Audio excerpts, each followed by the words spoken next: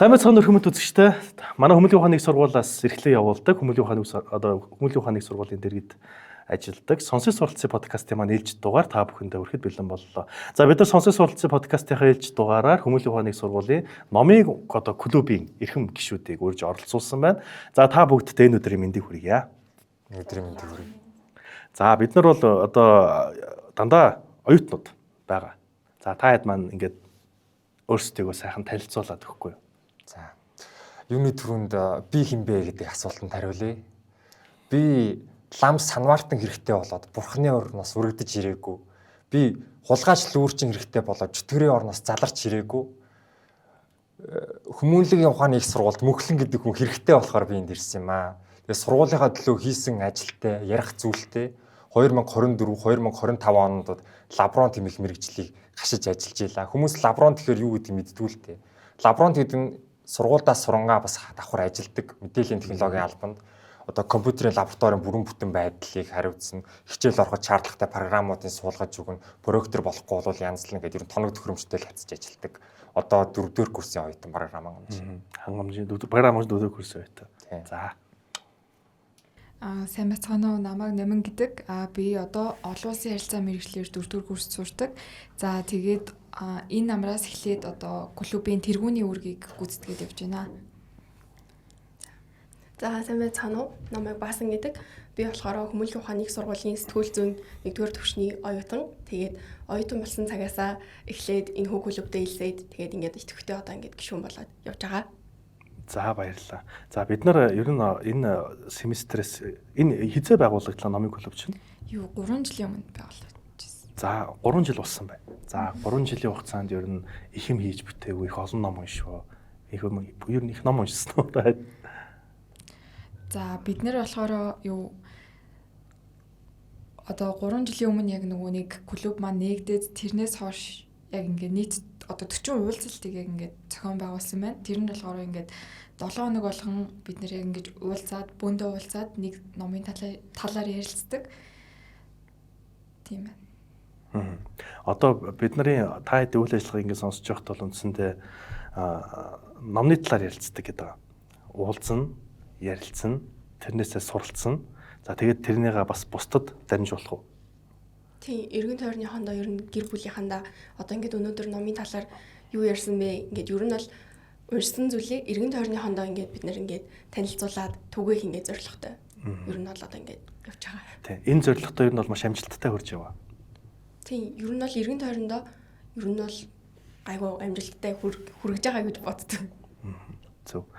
Ер нь бол хэрэгтэй л дээ. Одоо ялангуяа эндээс нэг зүйл байгаа нь юу гэхээр одоо бид нар ийм техник технологи аюу өндөр хөгжилтэй орнд цаг үед ингээд амьдарч байгаа.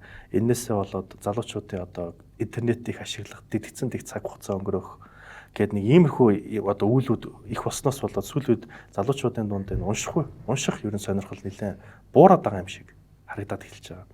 Тэгэхээр бас яг иймэрхүү цаг үед бас энэ клубыг авч яваад хоорондоо бас их сайхан уншилцаа тэрийг би бусд сурч байгаа та нартай маш их баярлалаа. Тэгээ зүгээр яг би номын клуб гэхээр эхэндээ тэгж боддог байсан. Зүгээр ном ингээл уншаал тэгэл барыг номныхоо хуудасаар ингээд онгоц нуглаад ингээд нисгдэг улсууд шиг барыг худалж боддог байсан байхгүй. Тэгтэл энэ чинь бол яг үндэ цаагаараа бас нөгөө боловсрол судал гэдэг талаас айгу хэрэгтэй байсан. Байлээ. Тэгэхээр та хэд бол нэг зүйлийг ойлгох хэрэгтэй. Номын клуб бол маш том стратегийн тийм чухал клуб гэдгийг бас ойлгоо шүү манайхан заа. За тийм байна. За одоо клубын зүгээс бол ер нь ямар номнуудыг илүү уншиж байна? За манай клуб одоо нөгөө нэг сургуулиас төсвөө аваад тэрүүгээрээ одоо номын сангаа бүрдүүлдэг. Тэгээд одоогийн байдлаар бол бид нэр бараг 100 гаруй номтой болсон байна. Яг тэр дундаас онцлоод хэлэх юм бол уран зохиолын ном төлхөө байна.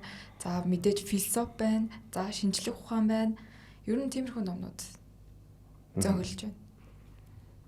Одоо ингээд зөв нэг юм асуухад зөв сонирхол төр асууж байгаа шүү. За та хэд ер нь үйл ажиллагааг би бол тэгж ойлгосон. Уншснаа бас ярьж өгдөг. Тэ хамгийн одоо яг яригдж байгаа ном ямар ном байна? За өнөөдөр дөнгөж цай ингээд клубын маань уулзалт болоод тэгээ гарч ирсэн. Тэгээ өнөөдрийн бидний ярилцсан ном болохоор кофе хүрхөөс өмнө гэдэг номын талаар ярилцсан байгаа. Тэгээ энэ хүн ном нь болохоор дотроо 4 бүлэгтэй ном байсан. Тэгээ манай клубын бас нэг гишүүн бид нарт ярьж өгөөд тэгээ ингээд яг яаж явдаг вэ гэхлээр номоо ингээд ярьж өгнө гэхлээр бүх зүйлийг ингээд ярьж өгөхгүй. Зүгээр ингээд энэ номыг ингээд унших юм бол ингээд санагдана. Тэгээд надад бас ийм санагдсан. Тэгээд ингээд аль болох энэ номыг унших ийм хүслийг ингээд бусдаа түгээхээр ингээд ярьж өгдөг. Тийм байна. Зөв одоо тэгэхээр энэ үндсэндээ тэр яриг сонсох мөчөд л нэрээ бас яаж явд юм бол өөр нь юу юм бол гэж бодох нь шүү дээ. Тийм энийг уншаад үзэх юмсан би бас ямар мэдрэмж авах бол гэдгийг ингээд авна. Одоо ингээд бид нар ном уншаа явж байгаа. Та хэд ер нь клубийн хүрээнд нийт хэдэн номыг ер нь дуусгасан бол тэрийг тоолж үзсэн үү? Яг хувьдаа уншсан. Энэ клубийн хүрээнд ярилцсан номнуудын тоо 40 уулзалт гэдэг маань ер нь бол 40-од 40 номыг илэрхийлж байгаа юм байна шүү дээ. Хөөх бас их юм хийсэн байх шүү те. Их юм ярилцсан байх шүү. Одоо ер нь тэгэхээр нэг юм байна л да. Сургуулийн одоо үйл ажиллагаа 3 жил болчихлоо. Одоо ер нь номын клубын талаар багш нь бол айгүй мэдлэг муутай байна. Тэ. Би түн ярьлаа шүү дээ. Би номын клуб гэхээр ингээд нэг уншигтгэл ингээл гэж ойлгож ирсэн ер нь үндсэндээ.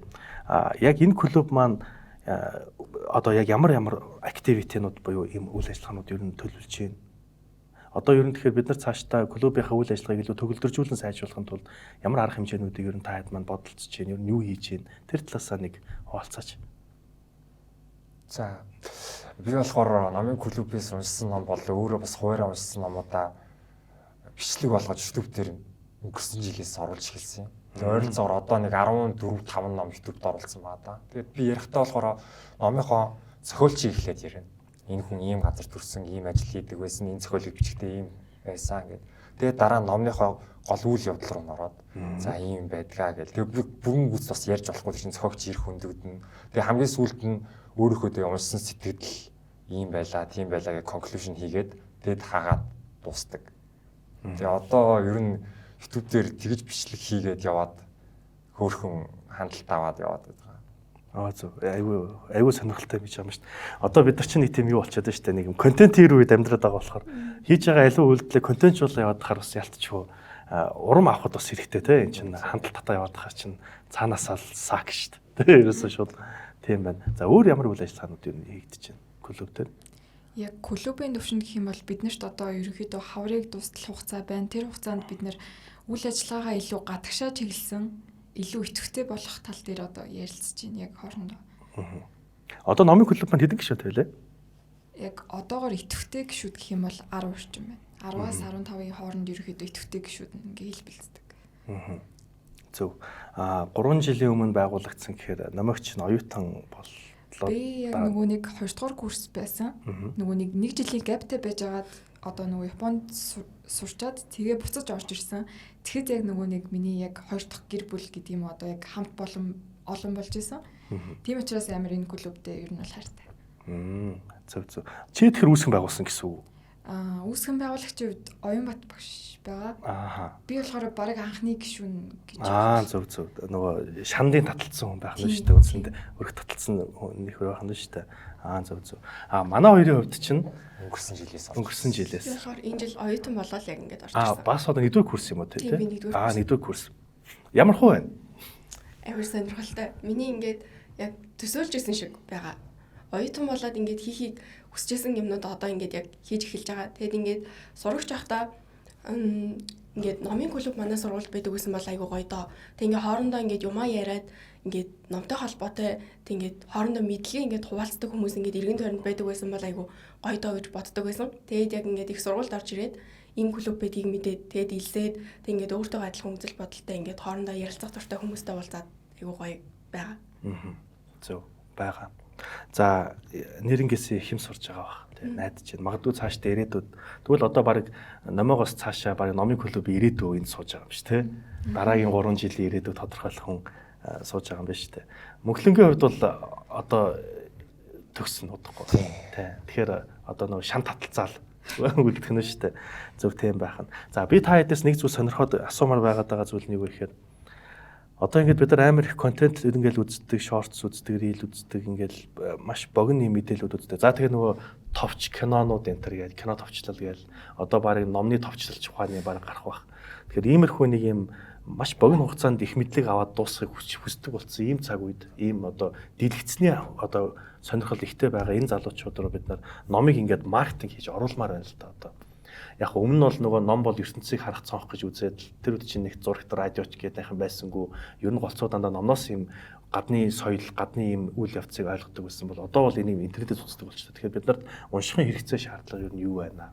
Одоо бид нар яг унших яг ямар хэрэгтэй юм бэ гэдэг асуултанд хариулаад өгөх болов гэж бошин хүсэж байна те. За одоо эхлээд би хэлээ. Еврейчүүд жишээ авч ярмаар байна л да. Тийм. Нэг хүн хэлэхдээ газрын тус байгалийн нөөц баялаг харж ивэл еврейг алгас, харин мэрэгэн ухаан харж ивэл еврейг сонгоод бусдыг алгас гэдэг байхгүй. Тэгэд еврейчүүд болохоор ямар айлыг баян айл гэдэг юм бэ гэхээр зурагтнаасаа том номын сантай айлыг баян айл гэдэг. Ядуу айл гэхээр харин номын сангаасаа том юм зурагттай айлыг ядуу айл гэж үздэг. Тэгээд ном уншихаар угаасаа ингээд цаасаар хараад хуудасаа эргүүлээд нөгөөх нь ингээд зузаараа дуусаад яхад тархинд ингээд нэг юм ингээд хүү баригдчихээн дуусч чинь гэсэн тийм нэг мэдрэмж өгдөг. Ингээд доошоо дээшээ гүйлгээд янгууд тэр чинь нөгөө нь хязгааргүй. Тэгээ яг хизээ дуусах нь мэддэхгүй болохоор энэ тархинд ингээд нөгөө ханддаггүй. Тэгээ илүү сууж өгдөггүй. Ном уншихаар болохоор яг дуусах төгсөгдөг дүгнж болдог. Тийм байдаг байгаа. Зөв. Тийм ээ те. Энд чинь нөгөө нэг хуруугаараа имэрнэ. Тэгээ эргүүлнэ. Тэр чимээ сонсон гэл ер нь мэдрэхүү айгүйх бас ажиллуулж ш те. Аа. Энд дээр ер нь бараг 5 метр хүү одоо 5 метр хүүгээс 4 нь ажиллаад байгаа. Одоо учиргүй номоо 7хон цаашаа те. Тийм бараг 7-дог болох бол тэгвэл цаа. Тийм байна. Нэрээ тэгэхээр бид нар ингээ ялтчихгүй нөгөө номоо ингээд бариад мэдрээд ингээд ихээр бас ялтч өөр байна л да. Яг зөв одоо сүүлийн үед хүмүүс ингээд ном болыг сайхан бэлэг гэдэг үгнээс болоод ш тэр ер нь номыг бол бид нар сүвнэрийг ойлгочих. Тийм тэгэхээр уул нэг ч бас нөгөө нэг хиний мөхлөнгийн хэлдгээр суралцах айгүй том хөшөөрөх шүү гэдэг бас анзаарах хэрэгтэй юм байна. За тэгээ ер нь одоо клубын зүгээс сүүлийн үед бас явуулж байгаа үйл ажиллагаануудаас гадна ирээдүйд зорж байгаа зүйлс юу вэ? За би бол одоо тэр YouTube дээр оруулж байгаа бичлэгүүдэд улам чанаржуулаад сайжруулаад тэрүүгээрээ ер нь дагнаал явъя гэсэн бодолтой одоо. Тэгэл төгсчөөс мэрэгчлэрээ явна. Тийм одоо мөнхлахын хэлснээр ингээд YouTube-ийг илүү хөгжүүлэх гэхлээр завгүй ном уншиж амжихгүй байгаа. Ингээд клуб дээр ирж амжихгүй байгаа ч гэсэндээ номыг ингээд мэдмээр байгаа, мэдлэгээ тэлмээр байгаа хүмүүс бас байгаа шүү дээ. Тэгээ тэд нартэй ингээд айл болох туслаад тэг ингээд цар хүрээгээ ингээд ер нь бол томруулъя гэсэн зорилготой байгаа. Гишүүдийнхаа тоог нэмэх замаар. Тийм гэсэн үү? Тийм ер нь гэхдээ яг манай клубын хувьд тоо бол тийм амар чухал биш зүгээр ингээд чанартай байхад болно. Тэгвэл ингээд бас нийгэмд нөлөөлөх ёстой штэ. Тэгээ тийм болохоор тэр нийгэмд нөлөөлөх ёстой дээр одоо энэ подкаста илүү сайн хөгжүүлье. Тэгээд ингээд номын ингээд ач тусыг ингээд хүргэе гэдэг дээр ер нь бол ингээд харж байгаа. Тэгэхээр одоо энэ баг юм инфлюенсер шүү шиг юмнууд гарч ирнэ шүү дээ ирээдүйд.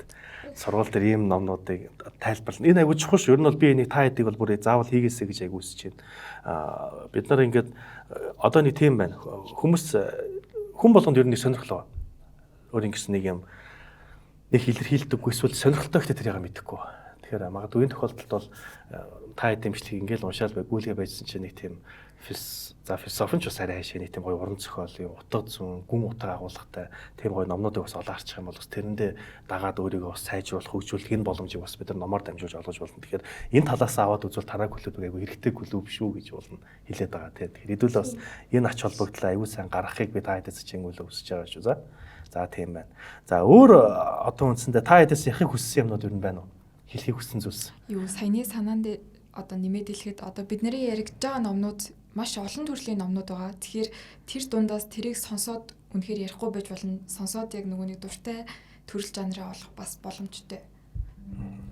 Тийм. Одоо ингээд ямар ч ингээд ном уншиж чаддаггүй ингээд уншиж үзээгүй уншижсэн туршлага байхгүй. Тэгээ яг ямар номноос эхлэхээ мэдгүй байх юм бол одоо номын клуб дээр хүрэлцэн ирээд тэгээд ингээд ярьж байгаа номноос ингээд сонсоод тэрийг ингээд уншиж үзээд тэгээд өөрөө ер нь яг ямар номон дуртай би яг ямар сонирхолтой хүн бэ гэдгийг ингээд бас олох боломжтой. За зөв би бас энийг үзэж байгаа оюутнуудаа санал болгоё. Бид нар ингээд номын клубийнхаа үйл ажиллагаанууд ер нь нээлттэй болж байгаа. Тийм. Эсвэл би ч гэсэн орж суугаад та хэдтэй ном ярьж болно. Тэ. Та хэд маань бас өөрсдийнхөө уншдаг номнуудаа бусдад ярьж өгөх, тайлбарлах, түүнийг бас сурталчлан таниулах хүсэлтэй байх юм бол 7 хоног болгоны 5 дахь өдөр хэдэн цагаас вүлээ? 3 цагаас. 3 цагаас 3 дугаар байрны 206 тоотод болж байгаа номын клубын уулзалтанд хүрэлцэн ирээд өөрийнхөө гой сонирхох хүсэж байгаа номнуудаа гой ярилцаж ингээд заавал гишүүн байх бас албагүй. Тийм. Ер нь бол одоо ингээд нээлттэй өдөрлөг гих мэтчлэн зүйлийг ер нь бол ингээд зохион байгуулъя гэдээ ер нь бол клуб дотроо ярьж байгаа. Тэгээ тийм болохоор үнэхээр сонирхож байгаа юм бол үргэлж ирэхэд байл. Энийг бол нээлттэй өдөрлөгөөр явуулах юм байна те. Ер нь бол манай сургуулийн бүх оюутнуудад нээлттэй. Өдөрлөгийн тусдаа бол сонирхлын клуб учраас бид нэр ер нь бол бүгдд нээлттэй гэсэн. Тийм. За тэгэхээр хэдүүлээ сонирхлын клуб одоо номын клуб дээр ирээд өөрсдийнхөө бас ярихыг хүсэж байгаа номнуудаа эсвэл бас шинээр ном хайж байгаа хүн байх юм бол ирээд бас энэ клуб дээр ирж уулзаж үзээрэй гэдгийг бас хичээнгүйл өсөж байна та хэдээс.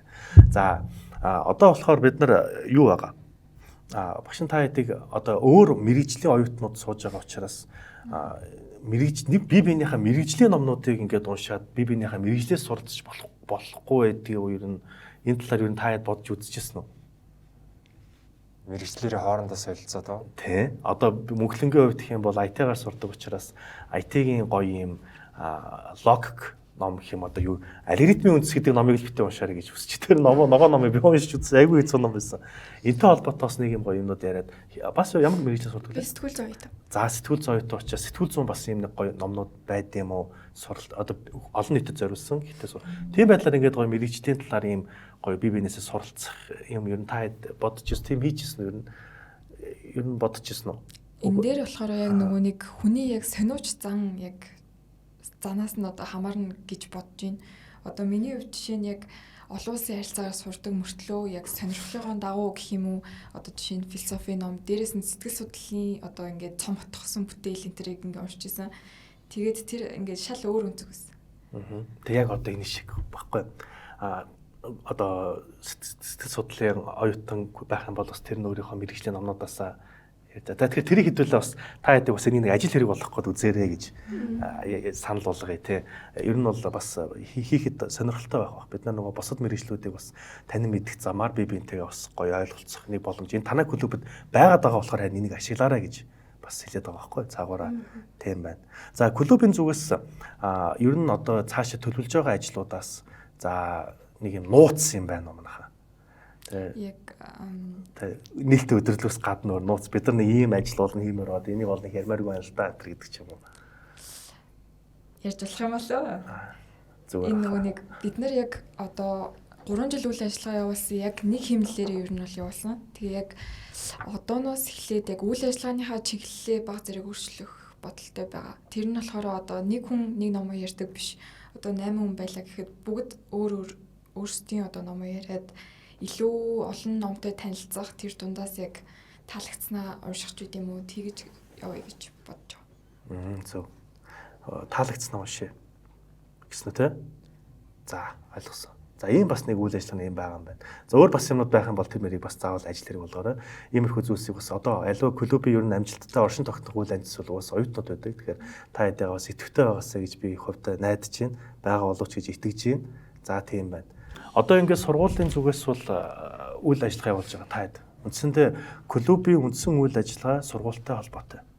Тэгэхээр клуб цаашдаа бас эсвэл илүү өөдөн дэвшгэд сургуулийн оролцоо тодорхой хэмжээгээр байж таарна шүү дээ бас. Тэгэхээр та хэдийн зүгээс яг сургуультайгаа бас ингэж ажиллавал бид нар ийм ажлыг ингэж бүтээх боломжтой юм байна гэсэн тийм одоо ер нь ярьж төлөвлөж байгаа бодож сэтгэж байгаа зүйлс ер нь юу байгаа вэ?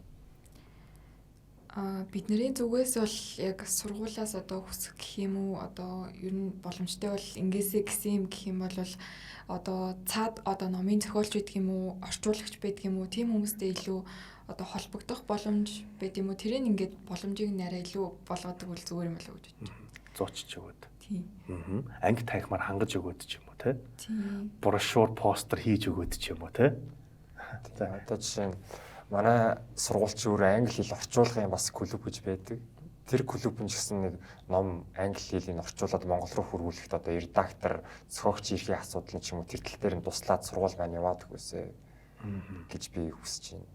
Яг зөв. Тэгэхээр иймэрхүү ажлууд дээр бас хэрэг сургууль бас тодорхой хэмжээний оролцоотой байж чадах юм бол бас клубын үйл ажиллагаанд бас илүү эерэг нөлөөтэй байж болно гэж бид нар бас харж байна. За тэгэхээр магадгүй яг биний зүг сонсч яснаар бол босод зарим ихтэй сургуулиудад бол яг номын клубыг бас тэгж дэмжих хандлага их байдаг юм байлээ. Номын сандаа тэр номных нь нээлтийг нь хийж өгдөг ч юм уу. Одоо жишээ нь та хэдийн хамгийн сайн мэддэг зохиолч ямар зохиолч вэ? Хаанаас? Монголоос. Одоо жишээ нь аюур зан Үлзий төгсөн. За тэгвэл аюур зангой үлзий төгсгөн тэр одоо номнуудыг магадгүй дараагийн шин номны нээлтийг хийхэд бас сургууль бас энэ дээр өөрийнхөө номын сан одоо яг нэг 5 санд ширээ хойшлуулж өгвөл тэгэл тавьж өгөө те. Иймэрхүү байдлаар бас ингэж хамтарч ажиллаад оюутнуудыг бас унших сонирхол тэр зохиогчийнх нь бас үг хэлгэж байгаа санааг бас өөрөөр нь дамжуулж хэлхийн ажил дээр бас дэмжиж өгвөл бас илүү хэрэгтэй баг. Ялтчихв те. За тийм байна. За хэдүүлээ нэг гол зүйл рүү оръё. За багш та хэдээс миний сонирхох асуух гэж байгаа зүйл юу гэхээр та хэд одоо ер нь яг ямар номнууд илүү уншиж байна? Энэ номны клубийнхаа хүрээнд ярилцж байгаа номнуудаас хамгийн сэтгэл тоногшсон тийм гоё номнууд ер нь ямар номнууд байна?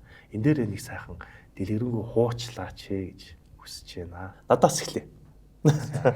Багш нь амьдралдаа нэг удаа би чи 12 дугаар 12-ыг солиоч намайг чи 12 дугаарыг байгаагүй. Оюутан болоод нэг ном их дурлаж уншижсэн. Тэр нь уламжлалт анагаах ухаан гэдэг зүү төөнүүрийн ном байсан. Тэгээд би чинь анх Монголын уламжлалт анагаах ухааны нэг тийм ном ногоон өнгийн зузаан номыг тэгээд тэрийг нэг бүрчлэн ингээд уншаал чихэнд ингээд зүү тавьдсан байна. Гар бүлэнд ингээд зүү тавьдсан байна гэж тэгж уншаа. Тэгээд тэрэн дээр нөгөө эрүүл амьдрах талаар, эрүүл хооллох талаар ингээд байсан байхгүй. Тэгээд тэр номноос бол би үндэ юу ч сураагүй л дээ. Юу ч сураагүй. Би ягаад тэр нөгөө эмч болоогүй. Тэр ном дээр байсан зүйлийг амьдрал дээр хэрэгжүүлэх шаардлага надад гараагүй. Гэхдээ энэ нь тэр хэрэггүй цаг хугацаа байсан юмаа гэсэн үг биш. Одоо болтол би тэнцээс уншсан юмаа сандаг. Тэр надад их тод үлдсэн ном баггүй. Მე дотор их тод үлдсэн ном. Тэрнтэй адилхан одоо хэдүүлээ зүгээр шууд алхимч гэдэг ном уншаал 100 жилийн ганцаар л гэдэг ном уншаал шууд тэрийг амьдрал дээр хэрэгжүүлнэ гэж нэгэнд байхгүйгаас хойш та хэдийн маань санаа сэтгэлд тэр дотор ингээд тодор үлдсэн тийм гоё номнууд байна уу? Тэрнээсээ бас ярьж өгвөл болох уу? Яг хөө энэ дээр бас нэг учиргүй зохиогч ирэх асуудал байх юм байхгүй баг. Ер нь бол үзэгчдэд санал болгох зорилгоор тийм номнууд ярьж өгнө гэж хүсэж байна. За мөнхлөнгөөс эхлэл зүгээр болов. За би Янарууны зохиол Чонон сүлдийг онцолж ярмаар байна. Хятадтай хамгийн их зарагдсан, өндрөөр үнэлэгдсэн Монголын тухай, чонны тухай гардаг. Өвөр Монголын олон булаг гэдэг сум бол чонын одоо баг жаргалын хөндөй диважин гэж гардаг. Тэгээд ер нь монголчууд анханасаа чоныг дээдлж хүндэлж биширж явдаг байсан. Яагаад тэгдэг байсан? Тэгээд чоныг ихээр авалж болохгүй ч юм уу тэгэд хэмэр байдаг. Монголын дайчид ингээд дайрахтаа саран хэлбэрт орж дайрдаг бол чонод хүртэл дайрахтаа бас саран хэлбэрт орж дайрдаг. Сүргээрээ явдаг, нэг нэгээ хайдаггүй. Хавханд орчих юм бол гар хөлөө тастаач хамаагүй салаад явдаг. Амьдралын төлөө тэмцдэг амтан байдаг. Тэгээд чоны тухай ном их таалагдсан. Тэгээд тэрэн дээр гардаг нэг домгийг яриа. Тэр домог нь болохоор Хятадын нэг хамгийн үзэсгэлэн төгөлдөр 3 эмэгтэй гэж байдаг. Нэг эмэгтэй нь хааны эхнэр. Тэр эмэгтэй их үзэсгэлэн төгөлдөр хэрнээ хизээч инээдэггүй. Инээхээрээ бүр их үзэсгэлэн төгөлдөр болдог. Хаан түмнийг инээлэх хамаг аргаа байж ядан олно. Дараа нь онцгой байдал зарлаад цэрэг цагтаа хүчин бүгднгийн дууддаг. Гэтэл нөгөөх нь хуурамч төгшөр байгаад цэрэг хүмүүс нөө хуурамч төгшрөө штегээ буцаад явхад нь хатан шоолж инээгээд хөхрөөд хаан тэрийг нь хараад баярлаад тэгээ дараагийн удаа дахиад төгшөр зарлахад цэрэг дайчтаас хэн чирээгүй худлаа төгшөр зарлж байгаа баах гэд. Тэгээ тэр улс нь хажуу хөрштөө эзлэгдээд сүрсэн гэд тийм түүхс гардаг. Тийм. За яг миний хувьд одоо сэтгэлд тод үлдсэн ном гэх юм бол Эли Весел гээд зохиолчийн ном байна. Шүн гээд нэртэй ном.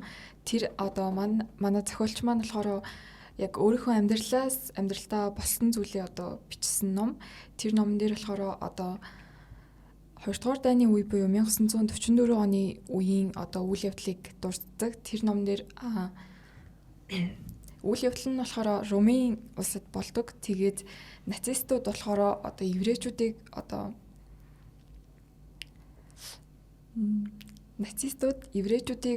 нөгөө хорихлагаарт ингэж байлгасан үеиг тэр одоо юун дээр дүрсэлдэг. Тэгээд тэр хүү болохоор яг 14, 15 настай яг өсвөр насны дээрээ байсан. Тэгээ аавтайгаа хамт ингээд хорихлагаарт жил орчмын хугацааг ингээд туулж байгаа тэр зүйлсээ яг тэр номон дээр ингэж яг бодтоор нь одоо илүү дутуу зүйлгүй яг ингэж бичсэн байдаг. Тэгээд тэр номыг уншиж хахад яг төрсөн сэтгэл гэх юм бол бид нэр ямар сайхан их 50 цагт дайнгу одоо манай Монгол улсын хувьд ер нь бол их 50 байгаа учраас ийм сайхан газар ингээд амьдарч байгаадаа амар юм талархмаар мэдрэмж төрж исэн.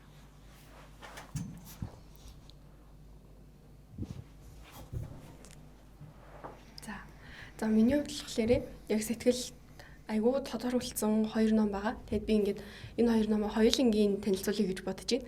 За эхнийх нь болохоор Хятадын зохиолч Уйхуагийн Амьдрахуй гэдэг ном байгаа. За Уйхуа нь болохоор өөрөө ер нь бол одоо Хятадын уран зохиолын ер нь бол шинэ үеийн айгүй мундаг алдартай том зохиолч. Тэгэд Амьдрахуй ч гэсэндээ өөрөө айгүй том зохиол Монголд бас ингээд сая жүжигээр ер нь бол ингээд гараа тоглогдсон. Тэгэд Амьдрахуйгээс ер нь яг юу ингээд харуулахыг үзүүлэхийг зорьсон бай гэхлээр одоо ингээд бидний амьдарч байгаа амьдрал ямар ч зовлонтой биш. Ерөөсөө бидний тулж байгаа зүйл юу ч биш. Одоо ингээд байгаа зүйлдээ ингээд сэтгэл хангалуун байх ёстой. Ингээд амьдрал бол ингээд өөрөө айгүй гоё, амьдрах өөрөө айгүй гоё. Тэгэд ингээд зовлон бартаа байсан ч гэсэндээ амьдрал тайртай байгаад амьдраад ингээд амьдраалагаарэ гэл тэгж гардаг. Тэгэд ингээд зохиол дээр маань болохоор ингээд энэ утга санааг харуулахаас гадна ингээд үйл явдал нь айгүй тийм юм хэцүү цаг үед явагддаг. Одоо ингээд Хятадын хэцүү цаг үе, гэр бүлийн хэцүү байдал, тэгэл ингээд мөрийтэй тоглоом, тэгэл ингээд хүүхдүүд тэгэл сургалттай холбоотой гэл ингээд амьдралын ингээд янз бүрийн зүйл гарна. Тэгэд ингээд тэрнээс ингээд уншаад мэдээж хүн болгон уншаад энэ зохиолоос өөр зүйлийг ингээд мэдрэх бах. Зохиолч маань ч гэсэндээ өөрөө яг хэлсэн байдаг. Энэ зохиолыг ингээд хөнгөн жанраар ингээд унших юм бол айгуу тийм юм хөгжилтэй инээдний санагдах баха. Харин яг тогтож уншаад үнэхээр ингээд гүн мэдрэмж авахыг хүсээд унших юм бол айгуу тийм уйлмаар, гунигэлмаар, гашуудмаар амьдралд ингээд айгуу олон зүйл бодогдуулахар зохиол. За хоёр дахь ном маань болохоор Ад үзэгдэх зориг гэдэг ном байгаа. Энэ бол миний хамгийн сүүлд уншсан ном. Тэгээд айгүй ингээд хамгийн ингээд ойрхон байгаа болохоор бүр ингээд айгүй сэтгэл ингээд тод байна. Яг юуны талаар гардаг вэ гэхлээр ер нь хүн яавал аз жаргалтай байд юм бэ? Аз жаргалтай байна гэдэг нь өөрөө яг юу юм бэ? Яагаад бид нэр аз жаргалгүй байгаа юм бэ гэдгийг ингээд хэлж өгдөг. Тэгэд ер нь бол хүн аз жаргалгүй байгаа шалтгаан нь ерөөсөө бусдаас л ингээл хамааралтай амьдрд юм байна л та. Тэгэд ингээд хүн намайг юу гэж бодож байгаа бол энэ хүн намайг юу гэж бодож байгаа бол гэд бусдын ингээд бодож байгаа бодол ер нь бол бидний ингээд асуудал биш байгаа байхгүй юу? Энэ бол тэр хүний л асуудал. Тийм болохоор ингээд өөрийн асуудал, бусдын асуудал хоёроо ингээд ялгаж салгаад сурчих юм бол аз жаргалтай байж чадна.